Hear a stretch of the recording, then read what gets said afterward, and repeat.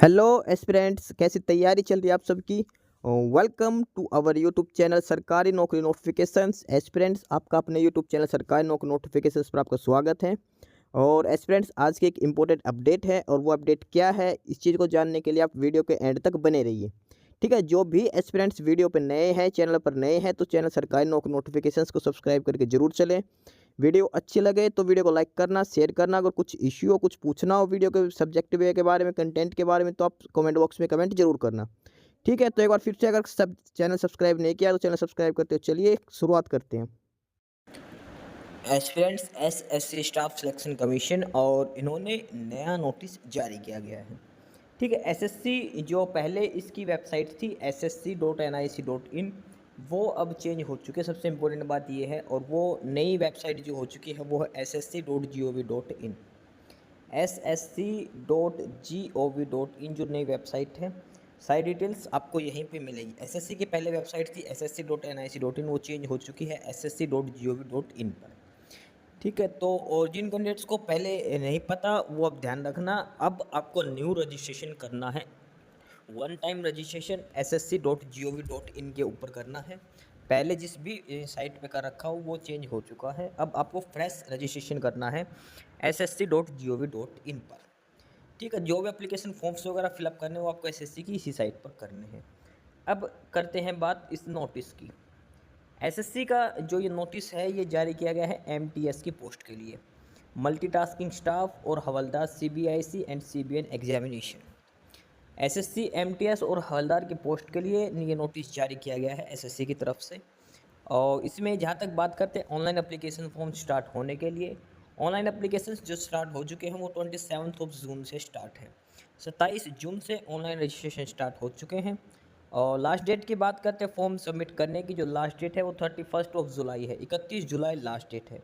27 जून से लेकर 31 जुलाई तक आप ऑनलाइन एप्लीकेशंस अप्लाई कर सकते हो एसएससी एमटीएस और हवलदार की पोस्ट के लिए। ठीक है, इसके अलावा जो फीस पेमेंट करने के लिए वो एक दिन एक्स्ट्रा दे रखा, 1 अगस्त तक आप फीस सबमिट कर सकते हो। ठीक है, 31 जुलाई लास्ट डेट है और 1 अगस्त फीस जमा करवाने की लास्ट डेट रहेगी। इसके अलावा dates for window for application correction के लिए, ऑनलाइन एप्लीकेशन फॉर्म में अगर आपको करेक्शन करनी है तो उसके लिए विंडो 2 दिन ओपन रहेगी, 16 और 17 तारीख को। 16 अगस्त और 17 अगस्त 2 दिन के लिए विंडो ओपन रहेगी करेक्शन के लिए। ठीक है, अगर आपको एप्लीकेशन फॉर्म फिलअप करते टाइम कुछ मिस्टेक्स है, कुछ गलत डाटा डाल दिया है, तो 16 एंड 17 अगस्त आप फॉर्म में करेक्शन कर सकते हो। ठीक है, उसके बाद बात करते हैं इसमें एग्ज़ाम की। जो कंप्यूटर बेस्ड एग्ज़ाम लिया जाएगा, सीबीई एग्ज़ाम जो बोलते हैं इसमें, और वो अक्टूबर और नवंबर मंथ में लिया जाएगा। एसएससी एमटीएस का जो एग्ज़ाम होगा, सिंगल स्टेज एग्ज़ाम होता है इसमें, कंप्यूटर बेस्ड एग्ज़ाम, वो अक्टूबर और नवंबर 2024 में लिया जाएगा। ठीक है, इसके अलावा टोल फ्री हेल्पलाइन नंबर है। कोई भी डिफ़िकल्टी आती है, for in case of any difficulty in filling up the online application form, और वो टोल फ्री नंबर है 1800309306 ये बेसिक्स डिटेल्स हैं। 27 जून से फॉर्म स्टार्ट है, 31 जुलाई लास्ट डेट रहेगी फॉर्म अप्लाई करने के लिए। ठीक है, अक्टूबर नवंबर में इसका एग्ज़ाम लिया जाएगा SSC MTS non technical staff और हवलदार सीबीआईसी एंड सीबीएन में। ठीक है, इसमें लिख रखा है कि in the Staff Selection Commission will hold a competitive examination for recruitment of multitasking staff non technical MTS non technical staff in pay level 1 as per the pay matrix of 7th pay commission is general central service group C non gazetted non ministerial post in various ministry department office of the government of India. ठीक है, and हवलदार in pay level 1 a general central service group C non gazetted non ministry in central board of indirect taxes and customs CBIC, central board of indirect taxes and customs and central bureau of narcotics CBN and the department of revenue ministry of finance। ठीक है, ये vacancies है MTS और हवलदार की post के लिए। अब बात करते हैं टोटल नंबर ऑफ वैकेंसीज की। Number of vacancies, number of post कितनी है। एमटीएस की जो टोटल पोस्ट है वो 4887 है, और हवलदार की बात करते हैं, हवलदार इन सीबीआईसी एंड सीबीएन में वो है 3439। एमटीएस की पोस्ट है 4887 और हवलदार की है 3439। टोटल ये पोस्टें हैं जो दी गई हैं एसएससी एमटीएस में। अप्रोक्सीमेट 8000 प्लस में ये पोस्टें हैं, 8300 के अप्रोक्सीमेट ये पोस्टें हैं ओवरऑल मिला के MTS plus havildar in CBIC and CBN में। ठीक है, और बाकी फर्दर इसमें जो डिटेल्स हैं पोस्ट की वो लास्ट में बताई गई है, किस सेंटर किस रीजन के हिसाब से कितनी पोस्ट वैकेंट्स हैं। आगे बात करते हैं इसमें, और ये सबसे पहले दिखा रखा है कि परमिशन डिसेबिलिटीज़ फॉर पीडब्ल्यूडी बीडी कसन के लिए जो हैंडीकैप कोटा है उनके लिए डिटेल्स दिखा रखी है, कौन कौन से अप्लीकेबल है या नहीं है। और फर्दर इस नोटिस में बात करते हैं मेन चीज़, और वो है एज लिमिट के लिए। एज लिमिट जो चेक की जाएगी वो 1 अगस्त से की जाएगी। 1 अगस्त 2024 के हिसाब से इसमें एज काउंट की जाएगी। ठीक है, 1 अगस्त 2024 जो लास्ट डेट है फॉर्म अप्लाई करने की, उसके हिसाब से इसमें age limit count age criteria count किया जाएगा। और एज की बात करते हैं तो कम से कम 18 साल मैक्सिमम 25 साल रहेगी एमटीएस के लिए, और 18 से 27 साल रहेगी हवलदार और कुछ एमटीएस की पोस्ट के लिए। ठीक है, यानी कि अगर आप एमटीएस की पोस्ट के लिए अप्लाई करते तो आपकी डेट ऑफ बर्थ 2 अगस्त 1999 और लास्ट डेट है 1 अगस्त 2006 के बीच में आपकी डेट ऑफ बर्थ होनी चाहिए। 2 अगस्त 1999 से लेके 1 अगस्त 2006 के बीच में आपकी डेट ऑफ बर्थ होनी चाहिए अगर आप एमटीएस की सभी पोस्ट के लिए अप्लाई करते हो। इसके अलावा अगर आप हवलदार की पोस्ट के लिए अप्लाई करना चाहते हो तो आपकी जो डेट ऑफ बर्थ है वो 2 अगस्त 1997 से लेके 1 अगस्त 2006 के बीच में आपकी डेट ऑफ बर्थ होनी चाहिए। इसके अलावा कुछ एमटीएस की पोस्टें भी हैं जिसमें एज लिमिट 18 से 27 साल दे रखी है। ठीक है, इसके अलावा कैटेगरी वाइज एज रिलैक्सेशन दिया गया है, जैसे एससी एसटी को 5 साल की छूट दी गई है, ओबीसी को 3 साल की, और अलग अलग पर्सन विद डिसेबिलिटीज़ को अलग से छूट दी गई है। ठीक है, ये एज रिलैक्सेशन का क्राइटेरिया। बेसिक जो एज लिमिट है एमटीएस के लिए 18 से 25 है, और हवलदार के लिए 18 से 27 ये एज लिमिट इसमें रहेगी। ठीक है, ये बेसिक डिटेल्स इसमें एज लिमिट क्राइटेरिया के रिगार्डिंग दे रखी है। इसके बाद है कि जो भी कैंडिडेट्स हैं उनको जो process of certification and format of certificate, जो भी फॉर्मेट है, जो भी process SC ST OBC WC category का जो भी सर्टिफिकेट्स आपको उनके फॉर्मेट एकदम लास्ट में दे रखा के उसी के बेसिस पर होने चाहिए। ठीक है, इसमें लिख रखा है कि if a candidate is rejected by the intending department और organisation for non furnishing the requested certificate in support of the category filled in the application form, the candidate will be solely responsible for the same and the commission will not have any responsibility. Any grievances received in this regard in any form like post, fax, email by hand shall not be entertained by the commission and will be summarily rejected. इसमें लिखा है कि अगर आपको form भरते time जो category वगैरह जो भी डॉक्यूमेंट्स आपको कंप्लीट होने चाहिए, अगर आप किसी भी स्टेज पे एंड इनकी वजह से रिजेक्ट होते तो आपकी कोई सुनवाई कहीं पे कोई सुनवाई नहीं की जाएगी। ठीक है, इसमें क्लियरली मेंशन कर रखा है कि एसएससी इसके लिए रिस्पॉन्सिबल नहीं रहेगी अगर आपको डिपार्टमेंट डॉक्यूमेंट वेरिफिकेशन के टाइम आप में निकाल देता है कि अगर आपके पास प्रॉपर सर्टिफिकेट्स नहीं है तो। ठीक है, फर्दर इसमें नेक्स्ट आगे डिटेल में पढ़ते हैं, और इसके बाद जो नेक्स्ट है एसेंशियल क्वालिफिकेशंस के बारे में। एसेंशियल एजुकेशन क्वालिफिकेशन, और जो आप एसेंशियल क्वालिफिकेशन वो आपके पास 1 अगस्त 2024 1 अगस्त 2024 तक आपके पास सारी एसेंशियल क्वालिफिकेशंस कंप्लीट होनी चाहिए। एसेंशियल क्वालिफिकेशन में इसमें है the candidate must have pass matriculation exam और इक्विवेलेंट ऑन और बिफोर 1 अगस्त 2024। Simple 10th class pass out होना चाहिए 1 अगस्त से पहले 1 अगस्त 2024 से पहले सभी candidates 10th class pass out होना चाहिए। इसमें सिंपल इतनी ही चीज़ लिख रखी है। ठीक है, as per ministry of HRD all the degree diploma certificate awarded through open and distance learning mode of education by university, और इसमें लिख रखा है कि recognize for the purpose of employment of post and service under the central government provided they have approved by distance education bureau UGC according unless such degrees are recognized for the relevant period when the candidate acquired the qualification they will not be accepted for the purpose of educational qualification। ठीक है, ये उन candidates के लिए हैं जिन्होंने degree diploma वगैरह distance या ऑनलाइन लर्निंग से कर रखी है उनके लिए। ठीक है, बेसिक इसमें सिंपल मैट्रिकुलेशन 10th क्लास आपके पास होनी चाहिए।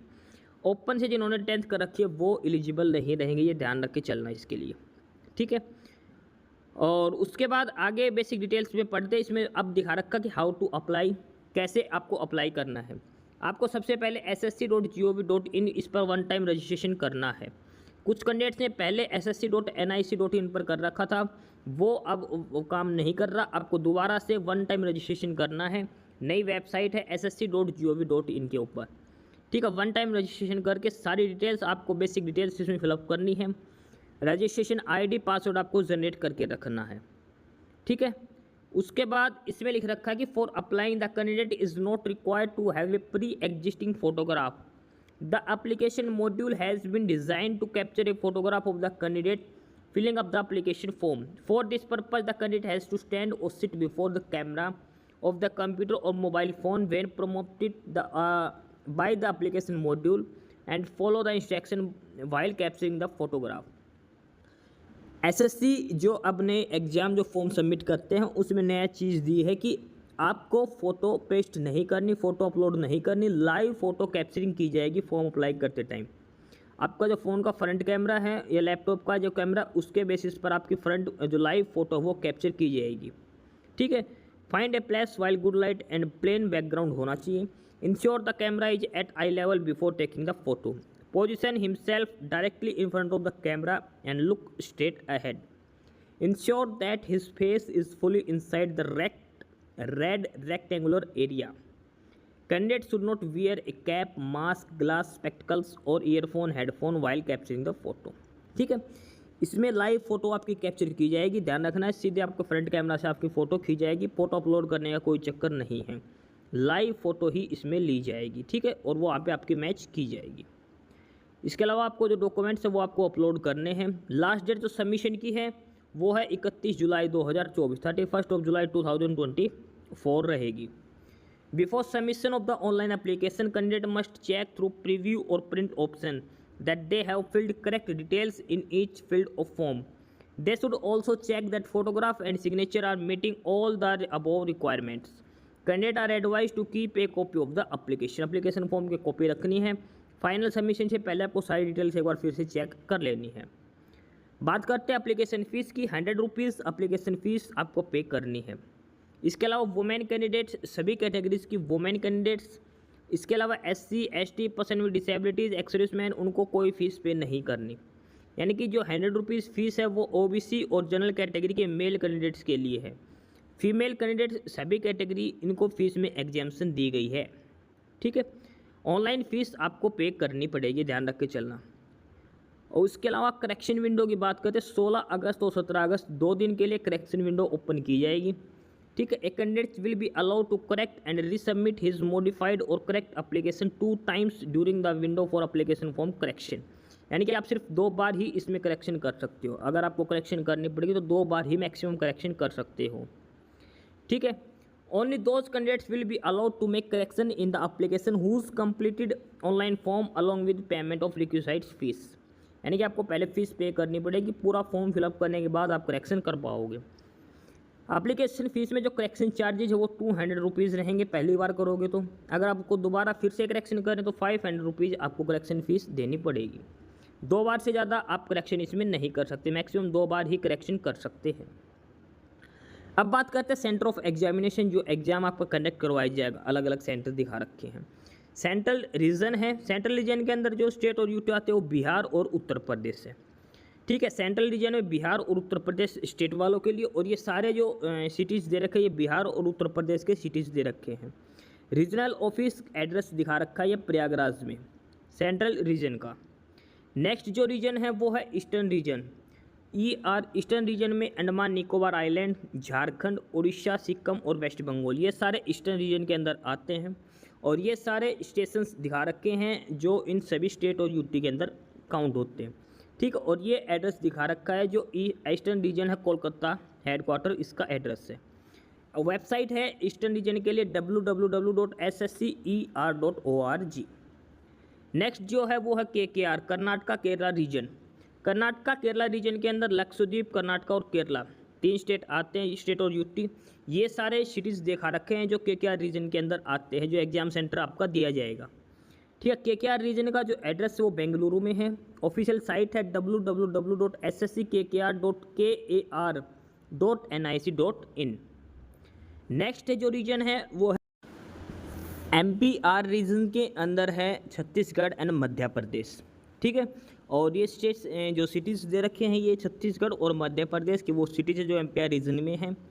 और MPR जो हेड ऑफिस है इसका रायपुर में, वेबसाइट है www.sscmpr.org। नेक्स्ट जो रीजन है वो है NER, नॉर्थ ईस्ट रीजन। और नॉर्थ ईस्टर्न रीजन के अंदर अरुणाचल प्रदेश, असम, मणिपुर, मेघालय, मिजोरम, नागालैंड और त्रिपुरा, ये सारे स्टेट इसके अंदर आते हैं NER के अंदर। और ये सभी सिटीज़ हैं जो NER में एग्जाम सेंटर्स दिए गए हैं। NER का जो हेड ऑफिस है वो गुवाहाटी के अंदर है और वेबसाइट है www.sscner.org.in। नंबर 6 है NR, northern region. Northern region के अंदर है दिल्ली, राजस्थान और उत्तराखंड। और NR के अंदर जो एग्जामिनेशन सेंटर है ये सारे सिटीज़ हैं जो NR रीजन के एग्जामिनेशन सेंटर्स बनाए गए हैं। और NR का जो हेड ऑफिस है वो लोधी रोड, न्यू दिल्ली के अंदर है। NR की वेबसाइट है sscnr.nic.in, नॉर्दर्न रीजन के लिए। नेक्स्ट है NWR, नॉर्थ वेस्ट रीजन। और नॉर्थ वेस्टर्न रीजन के अंदर है चंडीगढ़, हरियाणा, हिमाचल प्रदेश, जम्मू कश्मीर, लद्दाख एंड पंजाब। और ये सिटीज़ हैं जो NWR के अंदर एग्ज़ाम सेंटर्स बनाए गए हैं। इसके अलावा जो NWR का हेड ऑफिस है वो चंडीगढ़ में है। वेबसाइट है www.sscnwr.org। नेक्स्ट जो रीजन है वो है साउदर्न रीजन, SR रीजन। इसके अंदर है आंध्र प्रदेश, पुडुचेरी, तमिलनाडु एंड तेलंगाना। और ये सारे सिटीज़ हैं जो SR रीजन के अंदर एग्जामिनेशन सेंटर्स दिए गए साउदर्न रीजन के अंदर। और SR रीजन का जो हेड ऑफिस है वो चेन्नई में है। वेबसाइट है www.sscsr.gov.in पर। लास्ट जो रीजन है वो है वेस्टर्न रीजन। वेस्टर्न रीजन के अंदर है दादरा नगर हवेली, दमन द्वीप, Goa, Gujarat and Maharashtra.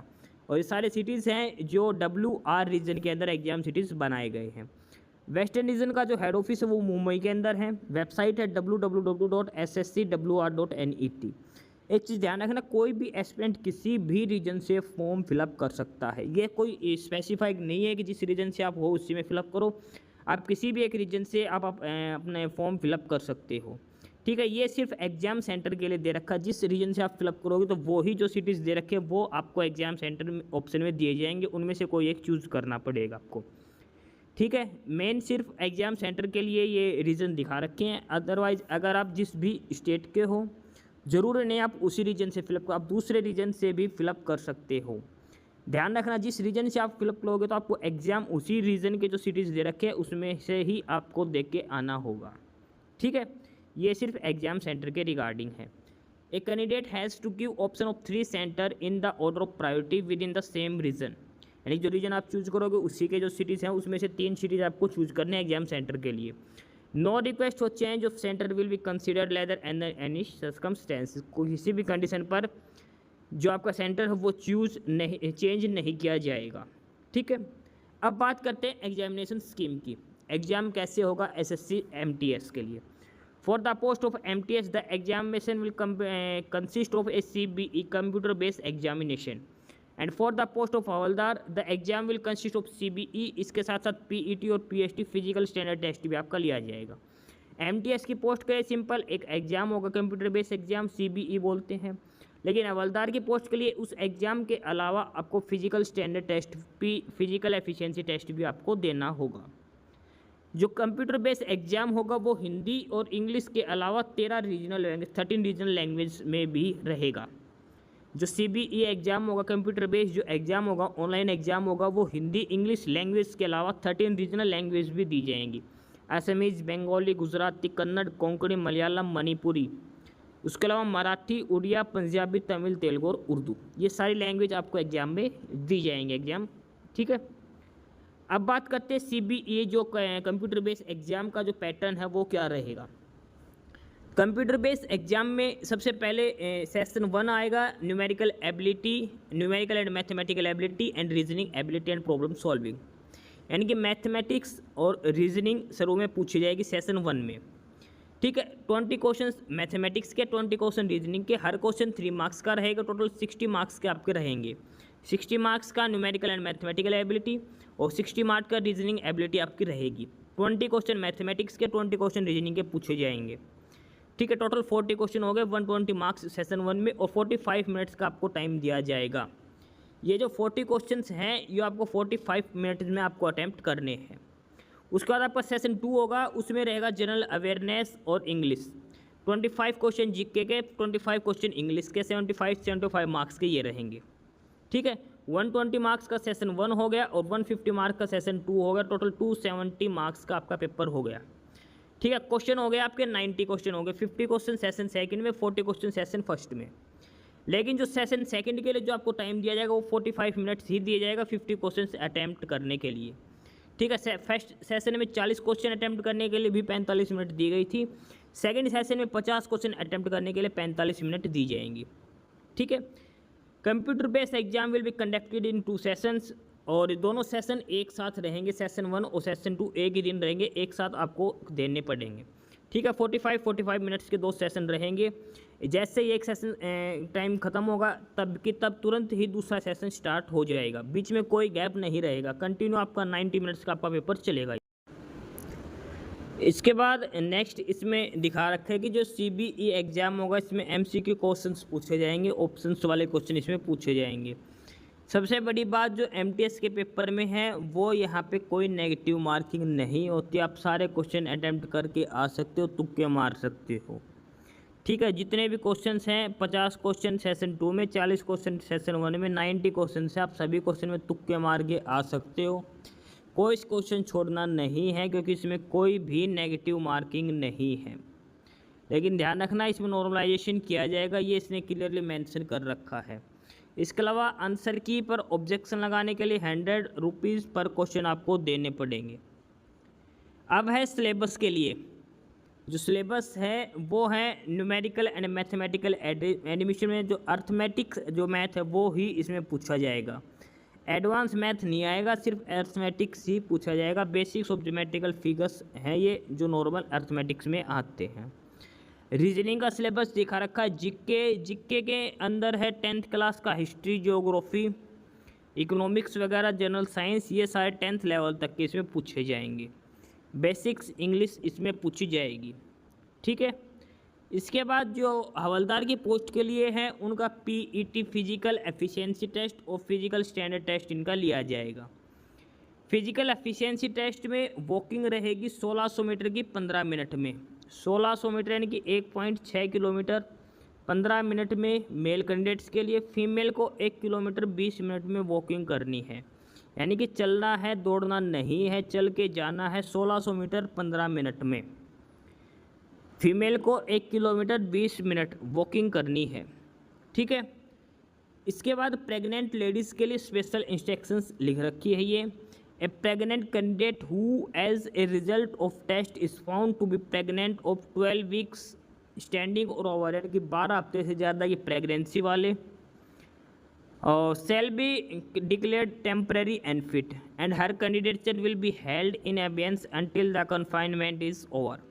Vacancies against temporary unfit candidates will be kept unfilled till the final result.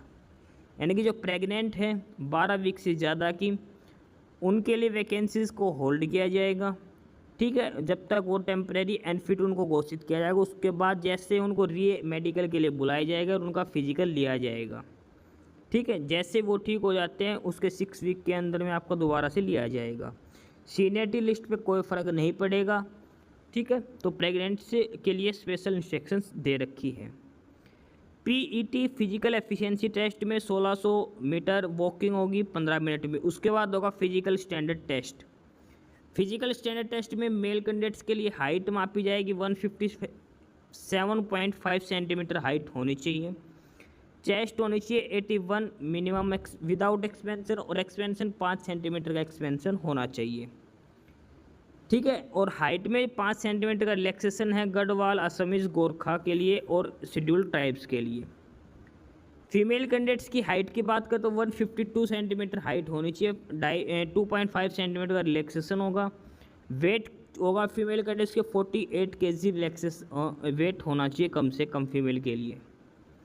ठीक है, PET PST जो कनेक्ट करवाए जाएंगे क्वालिफाइंग नेचर के रहेंगे। ठीक है, और उसके बाद आगे हैं वो एडमिशन टू द एग्जामिनेशन, जो आपका रजिस्ट्रेशन करते हैं आपको एडमिट कार्ड वगैरह दिए जाएंगे और उसी के बेसिस पर आपको एग्ज़ाम में अपीयर होना है। बाकी डिटेल्स आपको मोबाइल के थ्रू और मेल ID के थ्रू आपको इन्फॉर्म किया जाएगा टाइम टू टाइम। तो फॉर्म अप्लाई करते टाइम करेक्ट मोबाइल नंबर और मेल आईडी अच्छे से चेक करके डालनी है, ठीक है। और उसके अलावा जो original valid photo ID proof और फुल डेट ऑफ बर्थ जो आपको एग्ज़ाम में लेके जानी है, आधार कार्ड, वोटर कार्ड, कोई भी एक डॉक्यूमेंट आप लेके जा सकते हो, ठीक है। ये इसमें बेसिक डिटेल्स दिखा रखी है।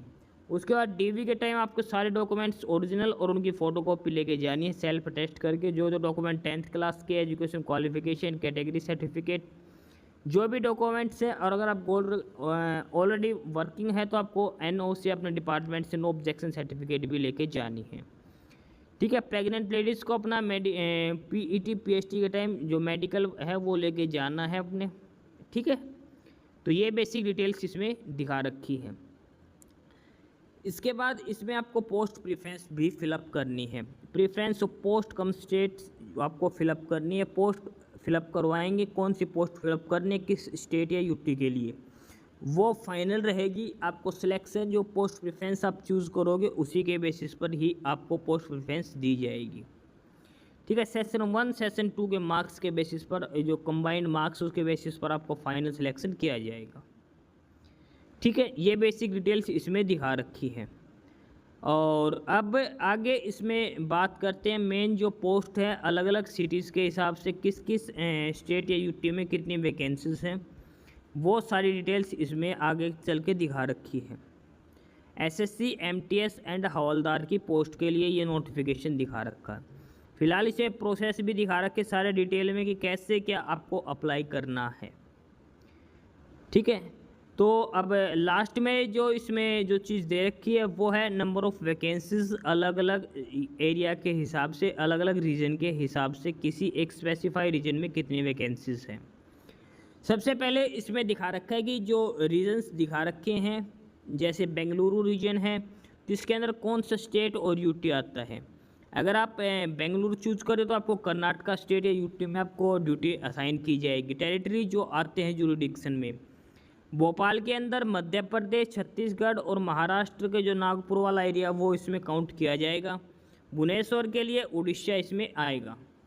चंडीगढ़ रीजन के अंदर पंजाब, हिमाचल प्रदेश, चंडीगढ़, जम्मू कश्मीर और लद्दाख, ये सारे चंडीगढ़ रीजन के अंदर आते हैं। दिल्ली रीजन के अंदर दिल्ली और हरियाणा आता है, ठीक है। तो ये अलग अलग जो कैडर कंट्रोल अथॉरिटी है उसके अंदर दिखा रहा है कि कौन से जुरिडिक्शन में कौन सा स्टेट और यूटी इसके अंदर आता है, ठीक है। ये सारे अलग अलग इसमें दिखा रखे हैं जो अलग अलग किस सिटीज़ के अंदर कौन कौन से स्टेट या यूटी इसमें काउंट किया जाता है, ठीक है। ये सेंट्रल GST के लिए है, नीचे कस्टम डिपार्टमेंट के और नीचे डायरेक्टरेट के लिए अलग अलग दिखा रखे हैं। उसके बाद है पोस्ट का नाम, ठीक है, और ये रीजन वाइज कोड के लिए, जैसे हवलदार CGST चंडीगढ़ रीजन के अंदर, CCA कोड नंबर 11 रीजन है NWR रीजन में, ठीक है। NWR रीजन कोड नंबर 11 ये चंडीगढ़ में हवलदार के लिए। चंडीगढ़ में MTS के लिए ये यूटी रीजन में कोड नंबर 12 NWR रीजन के अंदर आता है। MTS हरियाणा में स्टेट के लिए कोड नंबर 13 और ये भी NWR रीजन के अंदर आता है। Himachal Pradesh MTS code number 14 NWR region के अंदर। ये सभी स्टेट और यूटीज़ की अलग अलग दिखा रखी है, जो अलग अलग कोड स्पेसिफाई कर रखे हैं, साथ में रीजन का नाम भी दिखा रखा है। सारे स्टेट और यूटी इसके अंदर काउंट किए गए हैं। अब ये नीचे हवलदार की पोस्ट है, हवलदार कस्टम्स की अलग अलग सारी डिटेल्स इसमें 1 बाय 1 करके सभी रीजन्स दिखा रखे हैं। MTS की कुछ और वैकेंसीज भी हैं जो स्पेसिफाई इसमें नहीं की गई हैं। अब इसमें बात करते हैं detail of vacancies for the post of havildar CBIC और CBN में, ठीक है। तो हवलदार की जो पोस्ट हैं अलग अलग CCA टाइप की है, CGST या फिर कस्टम्स की। उसके बाद कमांडिंग अथॉरिटी दिखा रखी है। कमांडिंग अथॉरिटी का जो टेरिटोरियल रीजन था वो हमने देख चुके हैं कि बेंगलोर के अंदर कौन कौन से आते हैं, भोपाल के अंदर क्या क्या आते हैं। वैकेंसीज़ की बात करते हैं, औरंगाबाद के अंदर जो टोटल वैकेंसीज़ हैं वो 6 हैं, 3 UR के लिए, 1 OBC, 2 EWS के लिए। बेंगलुरु में 131 वैकेंसीज है, भोपाल में 157, भुवनेश्वर में 71, चंडीगढ़ में 79, चेन्नई में 135, दिल्ली के अंदर 10 है, गोवा के अंदर 13 है, गुवाहाटी के अंदर 140, हैदराबाद के 339, जयपुर के अंदर 74 और इसके अलावा कोलकाता के अंदर 353 और लखनऊ के अंदर 72, मुंबई के अंदर 304, पुणे के अंदर 9, रांची के अंदर 138, त्रिवेंद्रपुरम में 75, वडोदरा में 550, चेन्नई कस्टम्स में 140, गोवा के अंदर 18 है, कोलकाता के अंदर 97 है, ये आगे कस्टम्स की आ गई। मुंबई के अंदर 23, त्रिवेंद्रपुरम में 37। ओवरऑल जो टोटल वैकेंसीज हैं वो हवलदार रैंक के लिए वो 3439 वैकेंसीज हैं। इसमें CGST, कस्टम्स और डायरेक्टरेट सभी रीजन्स की इसके अंदर काउंट की गई है। ठीक है, ये टोटल वैकेंसीज है हवलदार की 3439। तो ये है डिटेल्ड नोटिस SSC MTS का multitasking staff, non technical staff की और हवलदार की पोस्ट के लिए। तो इसमें क्वालिफिकेशन है सिर्फ 10th क्लास, लास्ट डेट है 31 जुलाई। तो जो भी बाकी नई अपडेट, नई इन्फॉर्मेशन के लिए आप हमारे यूट्यूब चैनल सरकारी नौकरी नोटिफिकेशन सब्सक्राइब जरूर करिए। और अगर कुछ इश्यू है, कुछ पूछना हो तो आप कमेंट बॉक्स में कमेंट करके आपको जो भी इश्यू है किसी भी चीज़ के रिगार्डिंग आप कमेंट बॉक्स में कमेंट करके पूछ सकते हैं। ठीक है, चैनल को सब्सक्राइब जरूर करें, वीडियो को लाइक करें, शेयर करिए, जुड़े रहिए हमारे साथ, मिलते रहेंगे नई अपडेट्स के साथ। तब तक के लिए बाय।